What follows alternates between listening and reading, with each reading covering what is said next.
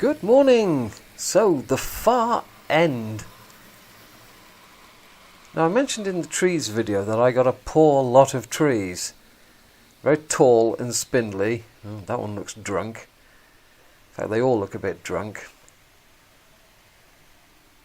This box came from Scenics, and as I say, they're all tall, thin, rather than short and bushy. I'm going to have to do some pruning. These are going to have to come out.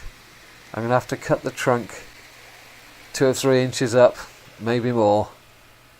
Get them lower down. The back seam's bubbling. It doesn't seem to be. There doesn't seem to be any way of stopping it. But all of these need reducing in height. There's the spot, and there's a spot on the other side. It just provides some extra illumination for the corners, which it needed. So let's go around the middle section. Now you've seen the back. See, that's what I wanted, and I've ordered a box of seafoam trees from Gauge Master this time instead of Scenics, so hopefully I will get a better selection rather than these long, thin, spindly things. I put in a waste area there, and these are the plastic trees and the first house,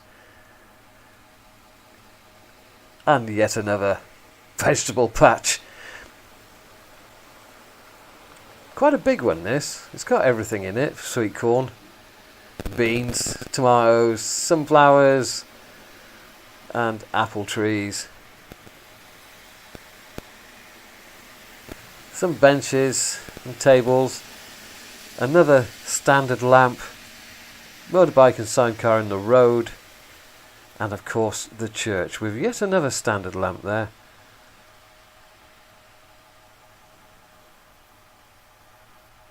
And I've used up all of the stone walling I had. I don't really like it, but you don't have a lot of choice. The gateway to my farm field, which will be full of cows when I get round to it. And the churchyard itself. Now I've got more gravestones coming because I need more. But I've done my best with a bit of planting and benches and people. And some of these shorter plastic trees which work better. I'm trying to make it a pretty graveyard. As most of them are, they're all planted quite nicely. I'll tell you one thing, there's more people in this graveyard than when I went up to see my grandmother and my mother on Mother's Day with flowers.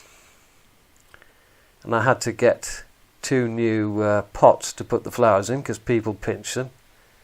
Of all the places in the world to pinch something, people do it in a graveyard. But all of these trees, they're going to have to be removed and shortened.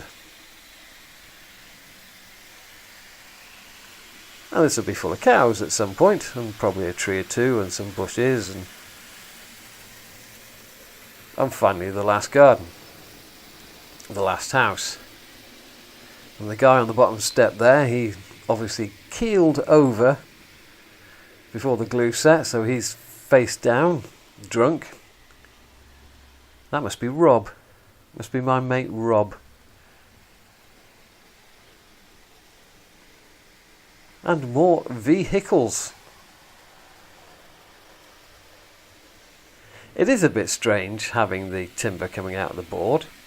Right, here's the bit I haven't done, and this is going to be the complex bit.